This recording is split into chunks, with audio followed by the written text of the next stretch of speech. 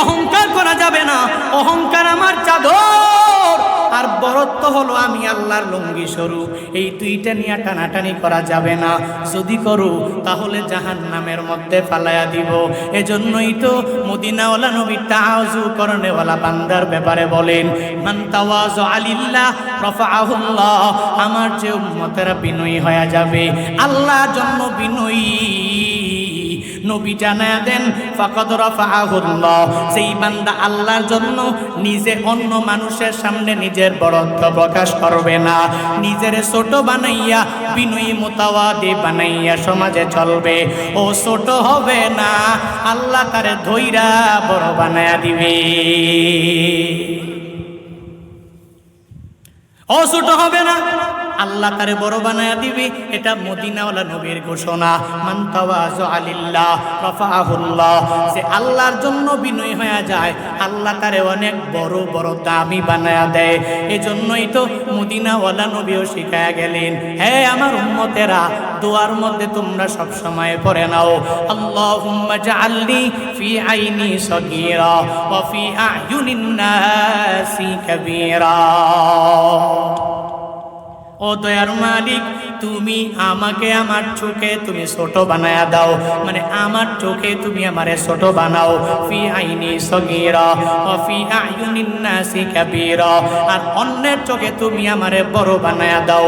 নিজের চোখে হওয়া লাগবে ছোট, অন্যের চোখে আল্লাহ অটোমেটিক বড় বানায়া দিবে। হে আমার গ্রামের মুসলমানেরা, এতগুলো কথা বলার মানে কি জানোনি?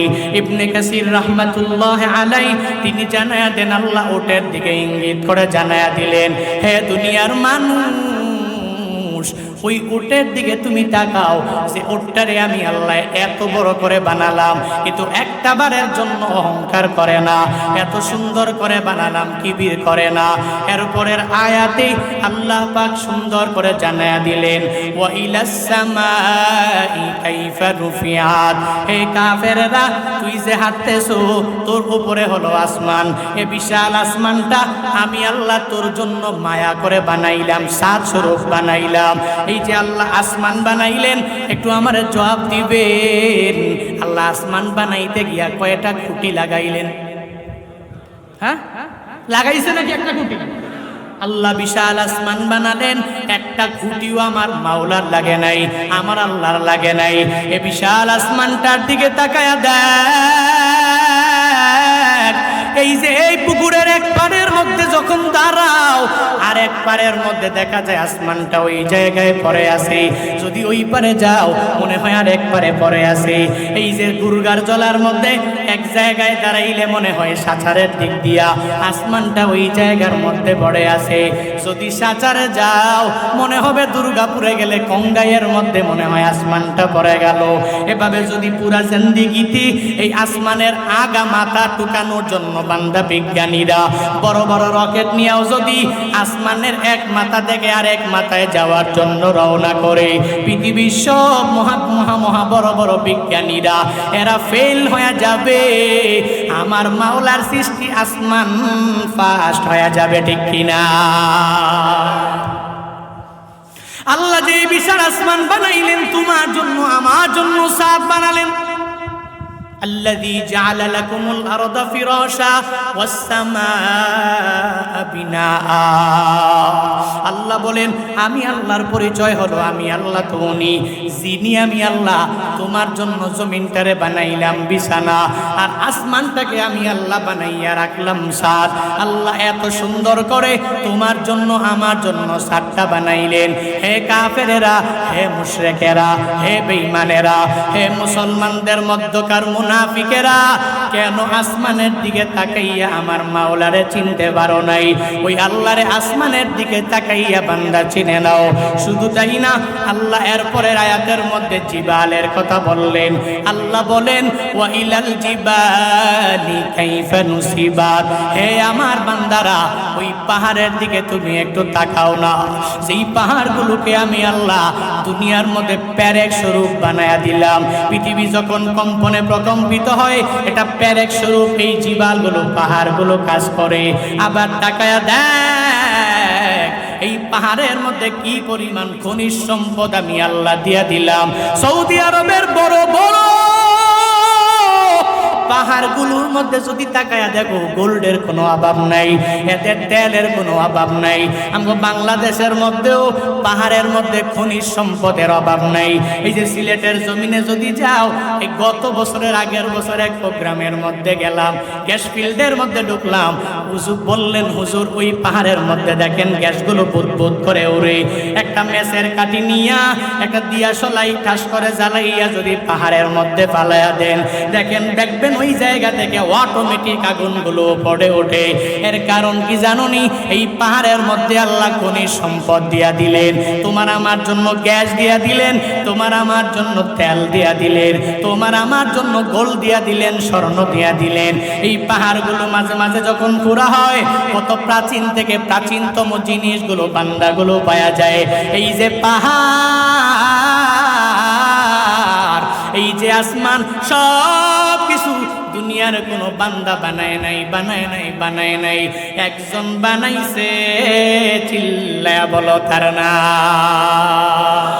ইয়া এলাহি মি কোনাত শামসু কমার, ইয়া এলাহি মি কোনাত শাজরু হাজার, ইয়া এলাহি মি কোনাত আরদু ওয়া সামা, ইয়া এলাহি মি কোনাত জাউ ওয়া হাওয়া। আল্লাহ কাফেরদেরকে বলেন, এক নম্বরে তুই তাকা উটের দিকে, উটটারে আমি আল্লাহ কেমনে বানালাম। এরপরে তুই আসমানের দিকে তাকাও, কি সুন্দর করে আমি আল্লাহ আসমানটারে উপরে উঠায়া রাখলাম। এরপরে পাহাড়ের দিকে তাকাও, এই পাহাড়টাকে আমি আল্লাহ কি সুন্দর করে সাজাইলাম। এরপরের আয়াতে আল্লাহ সুন্দর করে দুনিয়ার সব মানুষদেরকে জানায়া দেয়, ওয়া ইলাল আরদি কাইফা সুতিহাত। এ বান্দারা আমার, তুই জমিনের দিকে তাকাও, এই জমিন আমি আল্লাহ কত সুন্দর করে বানিয়েছি। এই সুন্দর করে আমি আল্লাহ তোর জন্য বিছানা স্বরূপ বানাইলাম। এই জমিনটা তো আমি আল্লাহ নিজেই বানাইলাম। আবার তোর জন্য কি সুন্দর করে বান্দা বিছাইয়া দিলাম। একটা বালিশ নিয়া নিয়া, আবার বালিশও লাগবে না। যদি তুমি গুরগার জলার মধ্যে ঠান্ডা বাতাসের মধ্যে ওই জমিনের মধ্যে গিয়া যদি শুয়ে পড়ো, দেখবা অটোমেটিক বান্দা তোমার ঘুম চলে আসলো। ওই জমিনের মধ্যে মজা, বিছানা স্বরূপ আল্লাহ জমিনটারে বানায়া দিলেন তোমার জন্য, আমার জন্য। যেই কাফেরেরা এই আসমান জমিন ওট আর জিবাল পাহাড় দেখার পরেও আমার আল্লাহরে চিনতে পারে না, মূলত এদের কপালে হিদায়াত জুটবে না। দুনিয়ার এত বড় বড় উপমা থাকার পরেও আল্লাহ কেন এই চারটা জিনিসের কথা আল্লাহ কেন বললেন? এক নম্বরে উটের কথা কেন বললেন? দুই নম্বরে আসমানের কথা কেন বললেন? তিন নম্বরে পাহাড়ের কথা কেন বললেন? চার নম্বরে আল্লাহ কেন জমিনের কথা জানায়া দিলেন? কারণ ওই জামানার কাফেরেরা এক জায়গা থেকে আরেক জায়গার মধ্যে যাওয়ার জন্য একটা উটের মধ্যে বসে গেল, অথবা উটের মধ্যে মাল দিয়া দিল, উট নিয়ে ঘর থেকে বের হয়ে গেল, যাচ্ছে যাচ্ছে যাচ্ছে। এই উট তো তার সব কিছুর মধ্যকার প্রধান বাহন, উট ছাড়া তার চলবেও না, এক জায়গা থেকে আরেক জায়গার মধ্যে যেতেও পারবে না। আল্লাহ এজন্যই প্রথমত উটের ব্যাপারে জিজ্ঞাসা করলেন, হে কাফেরেরা, ওই উটের দিকে তাকাইয়া আমি আল্লাহরে কি তুই চিনতে পারো না? এরপরে আল্লাহ আসমানের কসমটা কেন কাটলেন আর কেন প্রশ্ন করলেন? কারণ উট দিয়া যখন যায়, উপরে কি আসমান নাকি জমিন? উট দিয়া রওনা হয়ে গেল, বিশাল আসমান যেখানেই যাবে আসমান আসমান আসমান। আল্লাহ বলে, হে কাফেরেরা, আমি আল্লাহরে তুই চিনতে পারো না। এই যে উপরে বিশাল আসমান আমি আল্লাহ দাঁড় করে রাখলাম তোর জন্য, দাঁড় করে রাখলাম, আবার আমি আল্লাহ সাত স্বরূপ বানাইলাম। তুই উট দিয়া রওনা হয়ে গেলা, কেন আসমানের দিকে তাকাইয়া আমি আল্লাহরে চিনতে পারো নাই? এরপরের আয়াতে আল্লাহ পাহাড়ের কথা এনে প্রশ্ন ছুড়ে দিলেন। এর একমাত্র কারণ, সৌদি আরবে যেখানে যাবেন পাহাড়ের কোনো অভাব নাই। ডানে পাহাড়, বামে পাহাড়, পেছনে পাহাড়, সামনে পাহাড়, শুধু জিবাল আর জিবাল, শুধু পাহাড়ের কোনো শেষ নাই। আল্লাহ এজন্যই কাফেরদেরকে প্রশ্ন করে জানায়া দিলেন, হে কাফেরেরা, কেন তোমরা ওই পাহাড়ের দিকে তাকাও না? এরপরের আয়াতে আল্লাহ জমিনের কথা কেন প্রশ্ন করে জানায়া দিলেন? মুফাসসিরিনে কেরাম জানায়া দেয়, এই যে উট যায় ডানে বামে পাহাড়, উপরে আসমান, নিচে তো জমিন দিয়েই তো উটটা এক জায়গা থেকে আরেক জায়গায় রওনা হয়ে যায়। এই যে উটগুলো যায়, এই সব যায় তো জমিন দিয়া, মানুষও হাঁটে জমিন দিয়া। আল্লাহ বলেন, তুই জমিনের দিকে কেন তাকাও না? এত সুন্দর করে আমি আল্লাহ জমিনটা বানাইলাম।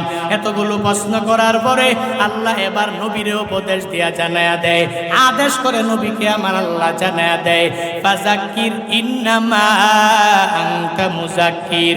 ও নবী আমার, এত কিছু বলার পরেও যেই কাফেরেরা কথা মানবে না, এদেরকে বুঝালেও ধরবে না, মারলেও এদেরকে ধরবে না। আমি আল্লাহ এত উপমা দিয়েছি, আমি আল্লাহ এত বড় বড় মেসাল দিয়েছি, এরপরেও এরা যদি আমার আল্লাহরে না মানে, এরপরেও যদি আমার নবীরে মানতে না পারে, এরপরেও যদি নবীর উপর ঈমান মানতে না পারে, ও নবী আমার, কাফেরদেরকে কোনো কিছু বলার দরকার নাই। কারণ হিদায়াতের চাবিকাঠি আমি আল্লাহ আপনার হাতেও দেই নাই। সব পাওয়ার ক্ষমতা আমি আল্লাহ আমার নিজের হাতের মধ্যে রেখে দিলাম। চাচা আবু তালেব নবীর এত কাছে হওয়ার পরেও, এরপরেও দেখছেন নবী এত কান্না করলেন। চাচা আবু তালেব মৃত্যু শয্যায় যখন শায়িত, রহমাতুল লিল আলামিন চাচা আবু তালেবের সামনে যায়া বলতে লাগলেন, ও চাচা আমার, এত পরিমাণ কষ্ট আপনি আমার জন্য করলেন। ও চাচা আমার, মক্কার কাফের বেঈমানেরা আপনার কাছে বলেছে আপনার ভাতিজারে থামান, ওই ভাতিজার কল্যাণের জন্য আমরা যাব। ওই ভাতিজাকে মারার জন্য তারা ফন্দিয়াটা যখন আরম্ভ করলো, চাচা আবু তালেব যদিও কাফেরদের দলভুক্ত হওয়ার পর এরপরেও জানায়া দেয়, না না, তোরা পারবি না। আমি চাচা আবু তালেবের দিলের মধ্যে, দেহের মধ্যে এক ফোঁটা রক্ত থাকা পর্যন্ত আমার ভাতিজার উপর একটা টোকা কেউ দিবে, এটা মেনে নিতে পারবো না। ওই চাচা আবু তালেব এত দামি নবী না বলা, নবীর এত কাছে হওয়ার পরেও, নবীর প্রেমের প্রেমিক হয়ে যাওয়ার পরেও, এরপরেও কপালের মধ্যে হিদায়াতটা জুটলো না। আল্লাহর কাছে যখন বলে, ও আল্লাহ, আমার চাচা আমার জন্য কষ্ট কম করে নাই, আমার চাচার কপালের মধ্যে তুমি হিদায়াত জুটায়া দাও। আল্লাহ বলে, নবী আমার, আপনি যারে ভালোবাসেন আর না বাসেন, আপনি কাউকে হিদায়াত দিতে পারবেন না। ইন্নাকা লা তাহদি মান আহবাবতা ওয়ালাকিন্নাল্লাহা ইয়াহদি মান ইয়াশা। ইন্নাকা লা তাহদি মান আহবাবতা, ও নবী আমার, আপনি কাউকে যাকে ভালোবাসেন হেদায়াত দিতে পারবেন না, কারণ হিদায়াতের মালিক একমাত্র আমি আল্লাহ। আমি আল্লাহ যাকে মন চাই তাকে হিদায়াতের সর্বোচ্চ মাকামের মধ্যে পৌঁছায়া দিব, আর যাকে আমি আল্লাহ চাই না ওকে হিদায়াতও আমি আল্লাহ দিতে পারি না। হযরতে বেলাল এত কালো সাহাবী হওয়ার পরেও কপালের মধ্যে হিদায়াত জুটে গেল, এরপরেও আবু জাহালের কপালের মধ্যে হিদায়াত জুটে নাই। চাচা আবু তালেবের কপালের মধ্যেও বান্দা হিদায়াত জোটে নাই। দেখছনি, কারণ হিদায়াত তো আমার মাওলার হাতের মধ্যে রেখে দিলেন। ওই যে হিদায়াত পায়া পায়া এত পরিমাণ দামি হয়ে গেলেন। আমার নবীর সাহাবী হানজালার কথা এমন কোন বান্দা নাই যেই বান্দাগুলো জানে না, এমন কোন মদিনাওয়ালা নবীর উম্মতেরা নাই সেই হানজালার ব্যাপারে এরা জানে না। সেই হানজালারে আল্লাহ স্বয়ং ফেরেশতাদের মাধ্যমে হাউজে কাউসারের পানি দিয়া আসমানের মধ্যে আল্লাহ নিজে গোসলটাকে সেরে ফেললেন, গোসল সমাপ্ত করে ফেললেন। ওই হানজালা কি পরিমাণ দামি হয়ে গেল মদিনাওয়ালা নবীর কথা মানিয়া। আল্লাহ এই কথাগুলোই বলেন, ও নবী, আপনি উপদেশদাতা, এদেরকে উপদেশ দিয়া দেন, যারা মানছে এরা আমার মাওলার পক্ষ থেকে দুনিয়াতে জান্নাতের সার্টিফিকেট পায়া গেল। যারা মানে না এরা জাহান্নামের সার্টিফিকেট দুনিয়ার মধ্যে পায়া গেল। হযরতে হানজালার কাহিনী তোমরা জানো। সেই হানজালা আমার নবীর কত বড় পাগল, ওই নবী উহুদের ময়দানে শহীদ হয়ে গেল। হানজালার বাসর রাতের মধ্যে নবী বলে, ও হানজালা তুমি উহুদের ময়দানে যাওয়া লাগবে না। হানজালা তোমাকে বাসর রাতের মধ্যে একটু রুখসত দেওয়া হলো, যাও যাও ওই ঘরের মধ্যে বাসর রাত তুমি সুন্দর করে উদযাপন করে নাও। এই কথা বলিয়া যখন হানজালারে বাসর রাতের মধ্যে পাঠাইয়া দিলেন, ওই ঘরের মধ্যে যাইয়া যখন বাসর রাত শেষ করে গোসলের জন্য রওয়ানা, কে যেন হাঁটে আর বলে বলে বলে বলে বেড়ায়, কুতিলা মোহাম্মদ আমার নবী নাই। কেন যেন বলতেছে নবীকে দুনিয়া থেকে বিদায় করে দেওয়া হয়েছে, আমার নবীকে দুনিয়া থেকে শহীদ করে দুনিয়া থেকে বিদায় করে দেওয়া হলো। যখন কুতিলা মোহাম্মদ বলে বলে একজনে যখন এই সংবাদটা বিভিন্ন জায়গার মধ্যে পৌঁছায়া দিল, হানজালার মাথা গরম হয়ে গেল। আমার নবী আমাকে রুখসত দিয়া দিলেন, উহুদের ময়দানে যাইতে দেন নাই। আমি পারবো না পারবো না পারবো না গোসল করতে। দৌড়াইয়া বিবির সামনে গিয়া হানজালা হাজির হয়ে যায় আর যা বলে, ও বিবি আমার তরবারিটা দাও, তরবারি নিয়ে উহুদের ময়দানে আমার যাওয়া লাগবে। আমার নবী নাকি নাই, নবীকে নাকি কাফেরেরা দুনিয়া থেকে বিদায় করে দিয়েছে। স্ত্রী ডেকে বলে, স্বামী আমার না না আপনার যাওয়া লাগবে না লাগবে না লাগবে না। কারণ হলো আগে ফরজ গোসল করবেন, এরপরে তরবারি নিয়ে যুদ্ধের ময়দানে যাবেন, এরপরে যাবেন, কোনো অসুবিধা হবে না। হানজালা ডেকে বলে, স্ত্রী তোমার অন্তরের মধ্যে নবীর প্রতি কোনো মহাব্বত কি নাই? তোমার অন্তরের মধ্যে আমার মদিনাওয়ালা নবীর প্রতি কোনো প্রেম নাকি নাই? তুমি আমারে যেই গোসলের কথা বলতেছো, আমার নবী যদি দুনিয়ার মধ্যেই না থাকে তাহলে আমি কার জন্য গোসল করব? ও বিবি আমার তরবারি দাও, তরবারি নিয়ে আমি যুদ্ধের ময়দানে হাজির হয়ে যাব। এবার বিবি যখন তরবারি দিয়া দিলেন, হানজালা তরবারি নিয়ে উহুদের ময়দানে হাজির হয়ে যায়। যাওয়ার পরে ওই জায়গায় কাফেরের বিশাল একটা দলের মধ্যে ঢুকে গেল। অনেকগুলো কাফেররে দুনিয়া থেকে বিদায় করে দিয়া জাহান্নামের মধ্যে পাঠাইয়া দিলেন। এরপরে নিজেও শাহাদাতের পেয়ালা হানজালাও পান করে ফেললেন। ইন্না লিল্লাহি ওয়া ইন্না ইলাইহি রাজিউন ওয়া লা তাকুলু লিমান ইউকতালু ফি সাবিলিল্লাহি আমওয়াত বাল আহইয়া ওয়ালাকিন লা তাশউরুন। ওই সময়ে হানজালা শহীদ হওয়ার পরে উহুদের ময়দানের যুদ্ধ যখন শেষ হয়ে গেল, নবী সাহাবায়ে কেরামকে নবী জানায়া দিলেন, হে সাহাবায়ে কেরামরা যাও যাও উহুদের ময়দানে ঘুরে ঘুরে ঘুরে ঘুরে যেই শহীদ সাহাবা এদের গোসল দেওয়া লাগবে না, বিনা গোসলে এদেরকে দাফন করে দাও। এর কারণ কি জানো নি? কারণ আল্লাহর প্রেমে প্রেমিক হইয়া, নবীর প্রেমে প্রেমিক হইয়া এরা দুনিয়াতে টাকার জন্য না, এরা দুনিয়াতে বাড়ি গাড়ি করার জন্য শহীদ হয় নাই, এরা দুনিয়ার মধ্যেই আমার আল্লাহর ধর্ম কায়েম করার জন্য, আমার মদিনাওয়ালা নবীর প্রেম আর ভালোবাসা দৃষ্টান্ত স্থাপন করার জন্য জিহাদের ময়দানে এসে এসে এদের তাজা রক্তগুলো জমিনের মধ্যে বিলীন করে দিয়া দিল। না না, এদের কোনো গোসল দিয়া শহীদদেরকে গোসল দেওয়া যাবে না, গোসল দিয়া কবরের মধ্যে দেওয়া যাবে না। এর কারণ কাল হাসরের ময়দানে যখন মাওলার দরবারে উঠবে, শহীদেরা কারো হাত নাই, এই অবস্থায় মাওলার দরবারে চলে যাবে। কারো একটা পা নাই, কারো দুইটা পা নাই, কারো হাতও নাই, পাও নাই, অবস্থায় আমার মাওলার দরবারে যখন হাজির হয়ে যাবে, আল্লাহ বলবে তোমরা কারা, তোমরা এভাবে কেন? তারা ওই সময় আমার মাওলাকে বলবে, আল্লাহ দুনিয়ার মধ্যে আপনার ধর্মটাকে পরিপূর্ণভাবে বাস্তবায়ন করার জন্য, আপনার দিনটাকে সমুন্নত করার জন্য, আপনার নবীর প্রেমের সাগরের মধ্যে ডুব দিয়া আমরা জিহাদের ময়দানে যাইয়া আমরা শহীদ হইতে পেরেছি গো আল্লাহ। আজকে এই হালাতে তোমার কাছে আমরা হাজির হয়ে গেলাম। ওই সময় আল্লাহ শুহাদাদেরকে ধরে ধরে জান্নাতের মধ্যে দিয়া দিবে। নবী বলেন সাহাবায়ে কেরামরা আমার এই উম্মতদেরকে এই শুহাদাদেরকে গোসল দিবা না, এমনিতেই কবরস্থ করে ফেলো, দাফন করে ফেলো। এই কথা বলার পরে সাহাবায়ে কেরামরা সব লাশগুলো একসাথে করে সব শুহাদাদেরকে একসাথে করে যখন দাফন দিয়া দিবে, ওই সময় একটা মহিলা নবীর দরবারে এসে হাজির হয়ে যায়। ওই নবীর মহিলার চোখ দিয়া বেয়ে বেয়ে টপ টপ করে পানিগুলো পড়ে।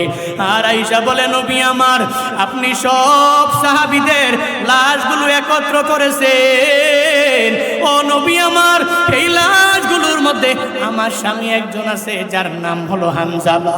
যেই হানজালারে রুখসত দেওয়ার পরেও উহুদের ময়দানে নবী আপনার প্রেমে পাগল পারা হইয়া আপনি নাই, এই সংবাদ শুনে দৌড়াইয়া উহুদের ময়দানে এসেছে। ও নবী, এই হালাতে সে ফরজ গোসল করে নাই, দুনিয়া থেকে বিদায় হয়ে গিয়েছে। আজকে বিনা গোসলের দাফন দিবেন না, গোসল দেওয়ার পরে এরপরে তাকে দাফন কার্য সম্পাদন করবেন।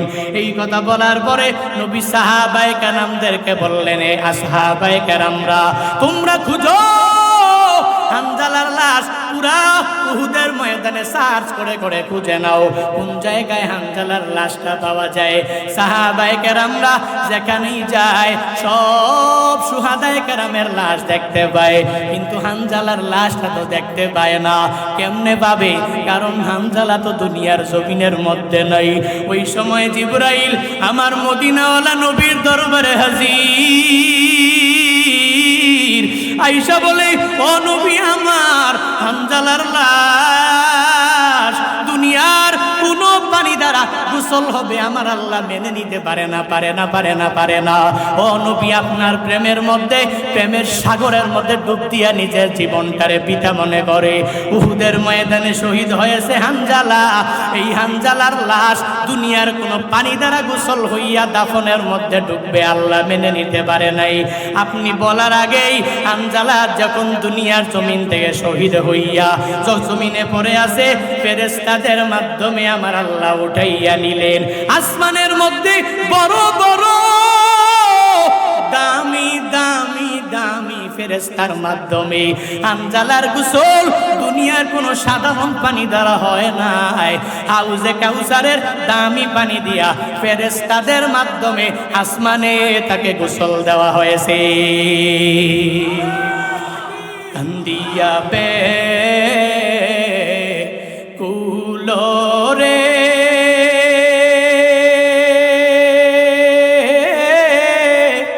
হানজালা শহীদ রে,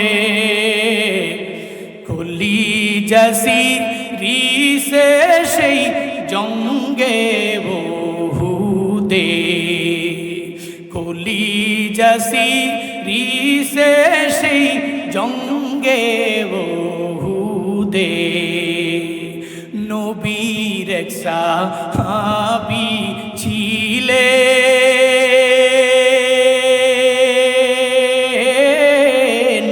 হানজালা নামেতে, তিনি শহীদ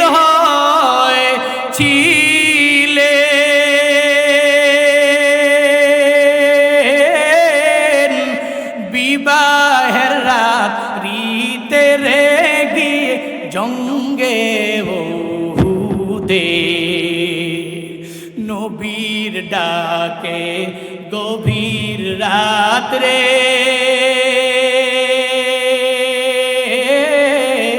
কহেন বিবি তোরে, বিয়ের রাতে চল চিরনে, বিদায় দেওয়া মারে রে যাব জঙ্গে বহুদে। হাতুলে স্ত্রী কহে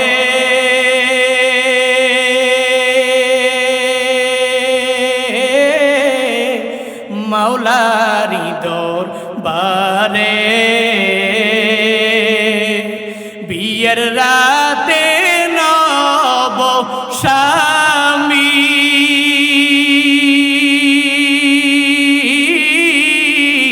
সপিলাম তো মারে রে সেই জঙ্গে ওহুদে, যুদ্ধে গেলেন শহীদ হইলেন নাপাক হালাতে।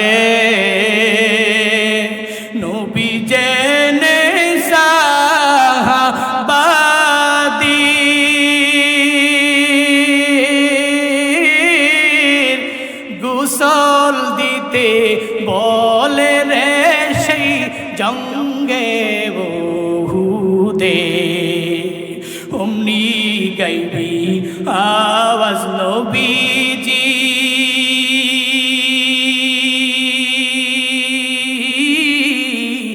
পাইলেন শুনিতে,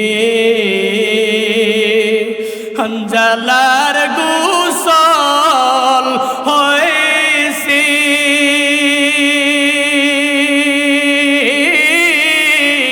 ফেরেশতাদের হাতে রে জান্নাতের পানিতে।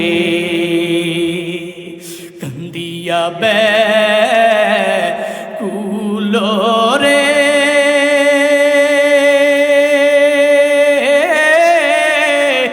হানজালা শহীদ রে,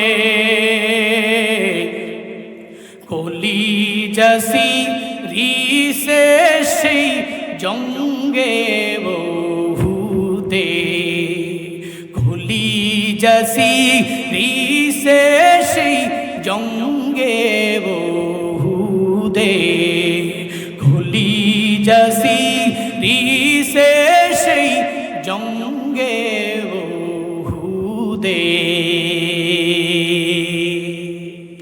মারহাবা বলেন না, বলেন না মারহাবা। হানজালা নবীর প্রেমে পাগল হইয়া জিন্দেগিটা বিলীন করে দিয়ে দিলেন, নিজের জীবনটাকে বৃথা মনে করলেন। আল্লাহ কথাগুলোই পবিত্র কালামুল্লাহ শরীফে আল্লাহ বলেন, নবী ফাযাক্কির ইন্নামা আনতা মুযাক্কির, উপদেশ দে, যারা মানবে এরা কামিয়াব হয়ে যাবে। কি কামিয়াব হইছে? সাহাবায়ে কেরামকে আল্লাহ নিজেই ফেরেশতাদের মাধ্যমে এদের কাছে নিজের সালামটা পৌঁছায়া দিলেন। বললেন, হে জিবরাইল যাও, যে আমার ওই অমুক নবীর সাহাবী অমুককে আমি আল্লাহর পক্ষ থেকে সালাম জানাও। কি দামি তারা হয়ে গেলেন, দুনিয়াতেই জান্নাতের সার্টিফিকেট এরা পায়া গেলেন। কেমনে?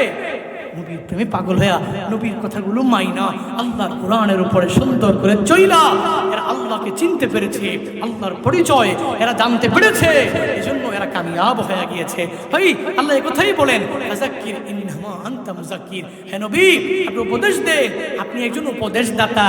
লাস্তা আলাইহিম বিমুসাইতির, আপনাকে আমি আল্লাহ দারোগা করে দুনিয়াতে পাঠাই নাই যাদেরকে পিটাইয়া আপনি হেদায়েত দিবেন। হেদায়েত তো আমি আল্লাহর হাতে। তবে হ্যাঁ, এত কিছু বলার পরেও, এত কিছু জানার পরেও যেই ব্যক্তিগুলো মানে না, যেই ব্যক্তিগুলো এরপরেও ইল্লা মান তাওয়াল্লা ওয়া কাফার, এরপরেও মান তাওয়াল্লা, যে মুখ ফিরিয়ে নিল, ওয়া কাফার, সে অস্বীকার করলো, আল্লাহ তাআলা নিজেই জানায় দেয় ফায়ুআযিবুহুল্লাহুল আযাবাল আকবার।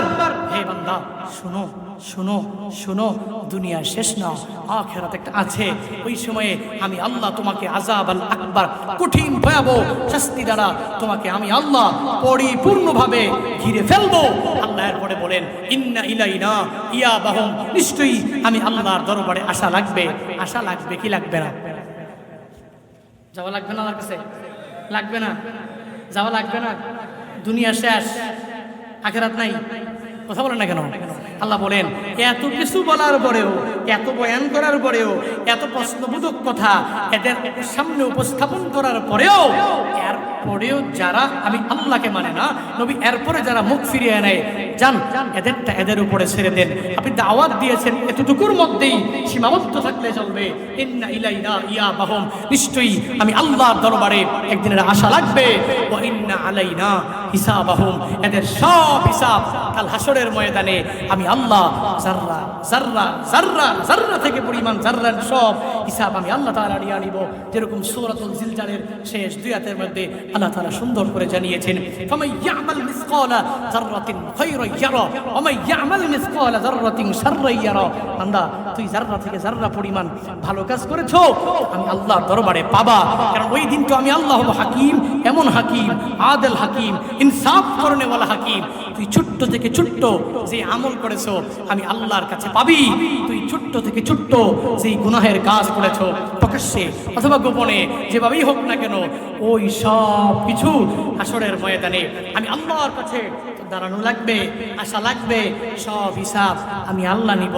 এজন্য ভাইরা, আমার কাছের মানুষরা, আমার ক্লোজ লোকেরা, আমার গ্রামের মানুষেরা, বারবার কেন আপনাকে বলা লাগবে নামাজের কথা? বারবার কেন আপনাকে বলা লাগবে রোজার কথা? বারবার কেন আপনাকে বলা লাগবে নেক আমলের কথা? বারবার সুদের ভয়াবহ পরিণামের কথা কেন আপনাকে বলা লাগবে? বারবার ঘুষের পরিণাম যে এত ভয়াবহ কেন আপনার কাছে বলা লাগবে? বারবার যৌতুক যে খারাপ জিনিস, হারাম, স্পষ্ট হারাম, কেন আপনার কাছে এটা বারবার বলা লাগবে? মানুষেরা, কেন আমি বক্তা বলা লাগবে? আপনি কি জানেন না? জানার পরেও এরপরেও কেন মানেন না? এরপরেও কেন মান তাওয়াল্লা ওয়া কাফার? এরপরেও কেন অস্বীকার করেন? এরপরেও কেন মুখগুলো ফিরায় আনেন? ভাই, এখনো সময় আছে নিজেকে একজন খাঁটি মুসলিম বানানোর লক্ষ্যে, মদিনাওয়ালা নবীর একজন খাঁটি প্রেমিক বানানোর লক্ষ্যে আসুন না আমরা সবাই মিলে আল্লাহর পথে আসি, মদিনাওয়ালা নবীর সুন্নতের উপরে আমল করার চেষ্টা করি। সূরাতুল গাশিয়ার 17 থেকে নিয়ে শেষ পর্যন্ত, এই 17 থেকে নিয়ে 26 পর্যন্ত যে আয়াতে কারিমাগুলো, এই আয়াতে কারিমাগুলো সুন্দর করে আল্লাহ প্রথমে পছন্দ করেছেন, এরপরে আল্লাহ নবীকে উপদেশ এবং আদেশ দিয়েছেন, এরপরে আল্লাহ বলেছেন যারা মুখ ফিরিয়ে নিবে আযাবের কথা, এরপরে আল্লাহ বলেছেন আমি আল্লাহর দরবারে তোমার একদিন না একদিন আমি আল্লাহর দরবারে আশা লাগবে। এই আয়াতগুলোর উপরে আসুন না আজকে থেকেই বাড়িতে যে আমল করার চেষ্টা করি, আল্লাহর পরিচয়টা জানি। ওট আল্লাহ বানিয়েছেন, গরু আল্লাহ বানিয়েছেন, ছাগল, মহিষ, ভেড়া, দুম্বা সব কিছু আল্লাহ বানিয়েছেন। এই যত প্রাণী আছে চোখে যা দেখি আর না দেখি সব আল্লাহ বানাইছেন। এই আল্লাহর পরিচয় নিয়ে চলি, আল্লাহর কথাগুলো মানার চেষ্টা করি, আল্লাহর কোরআনের প্রত্যেকটা আইন সমাজে বাস্তবায়ন করার জন্য চেষ্টা করি। দুর্নীতি, গুলুল, মানুষের উপর জুলুম, নির্যাতন থেকে নিজেকে বিরত রাখি। আল্লাহ পাক রব্বুল আলামিন আমাদের সবাইকে এই প্রত্যেকটা আয়াতের উপরে আমল করার তৌফিক দান করুক। সকলে পড়ি আমিন।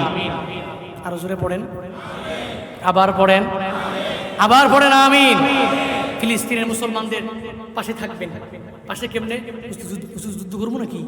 হুজুর, যুদ্ধ করার জন্য কি বিমান টিমান লাগবো নাকি? কিছু লাগবো নাকি বলেন তো? না, এগুলো কিছু লাগবে না, যাওয়া লাগবে না, প্যালেস্টাইনে যাওয়া লাগবে না, ইসরায়েলে যাওয়া লাগবে না। বাংলাদেশ থেকে আল্লাহর কাছে যাতে বলতে পারেন হাসরের ময়দানে, আল্লাহ আমার ওই পরিমাণ শক্তি ছিল না, আমি হাত দিয়ে বাধা দিব, শক্তি ছিল না, তবে জবান দিয়ে এতটুকু পরিমাণ শক্তি ছিল।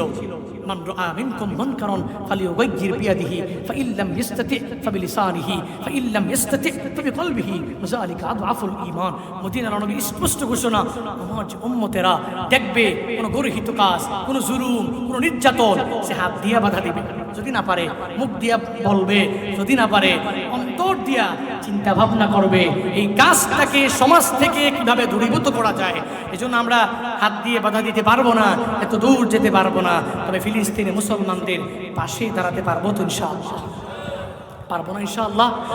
ফিলিস্তিনে মুসলমানদের পাশে আগেও আমরা সব মুসলমানেরা ছিলাম, এখনো আছি, ভবিষ্যতেও আল আকসার পক্ষে থাকবো।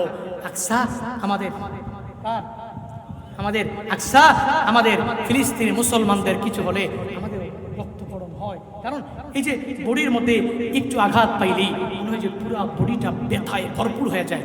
আজকেও আসার সময় দরজা লাগাইতে গিয়া একটু এই যে চিপা খাইছে, এই জায়গায় চিপা খাওয়ার পরে আমার মনে হয় যে রুটা বের হয়ে যাবে, এত পরিমাণ ব্যথা আমি পাইছি মনে হয়েছে। তখন আমি চিন্তা করলাম, দেখ শুনি মদিনাওয়ালা নবীর হাদিস, নবী স্পষ্ট ঘোষণা দিয়ে জানিয়েছেন, কোনো মানুষের, কোনো মুসলমানের, কোনো মুমিনের একটু জায়গা যদি কেটে যায় তাহলে পুরোটা বডি কেমন কেমন জানি লাগে, মনে হয় যে কোনো একটা কিছু হারাই দিলাম, কোনো একটা জায়গায় ব্যথা পাইলাম, এজন্য স্বাচ্ছন্দ্য বোধ করে না কোনো একটা কাজ করতে গিয়া। ঠিক তদ্রূপভাবে পৃথিবীর যে কোনো এক প্রান্ত থেকে আরেক প্রান্ত একটা মুসলিমের যদি রক্ত ঝরে আরেকটা মুসলিম ভাইয়ের রক্তক্ষরণ হবে, তার দিল কান্না করবে, তার চোখ দিয়ে অটোমেটিক 2 ফোঁটা চোখের পানি ফালায়া ফালায়া এরা ওই মুসলমানদের জন্য দোয়া করবে, নিজের মুখ দিয়ে সর্বাবস্থায় এই কথাগুলো বলবে, ফিলিস্তিনিরা জিন্দাবাদ, ইহুদিবাদ নিপাত যাক, এই স্লোগান দিয়ে দিয়ে সে মাঠে ময়দানে নামবে, সে র্যালিতে নামবে, সব জায়গায় মিডিয়ার মাধ্যমে সে জানায়া দিবে ফিলিস্তিনি মুসলমানেরা জিন্দাবাদ আর ইসরায়েলি ইহুদিবাদেরা নিপাত যাক। আমরা এতটুকু পরিমাণ মুখ দিয়ে প্রতিবাদ করতে পারবো তো ইনশাআল্লাহ। As a Muslim this is our responsibility. একজন মুসলিম হিসাবে দায়িত্ববোধ থেকে নিজের জবান দিয়ে মুনকার গর্হিত কাজকে একটু প্রতিবাদ করার চেষ্টা করব। আল্লাহ তাআলা আমাদেরকে সেই তৌফিক দান করুন, সকলে পড়ি আমিন। যদি এতটুকু না পারে, সামনে দাজ্জালে আসার সম্ভাবনা, কোন দিন জানি চলে আসে দাজ্জাল, বিশ্বযুদ্ধগুলো হয়, ইমাম মাহদি চলে আসে, কবে আসবে সেই দাজ্জাল?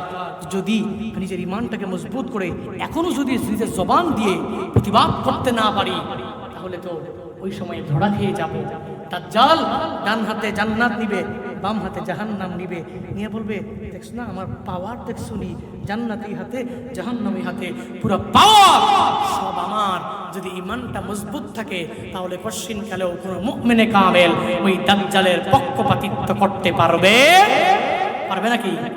যার একা যাবে মজলুম, গজওয়ায়ে হিন্দ ভাঙাবে ঘুম, পদে পদে আসবে মুসিবত, চারদিকে পড়বে পাপের ধুম, মূর্খরা গর্বে সমাজ, উঠে যাবে লে মোলা, আসছে কিয়ামত রুখতে মুসিবত, হচ্ছে আযান বেলাল, আসবে মহাকাল, রুখতে হবে দাজ্জাল, আসবে মহাকাল, রুখতে হবে দাজ্জাল, আসবে মহাকাল, রুখতে হবে দাজ্জাল।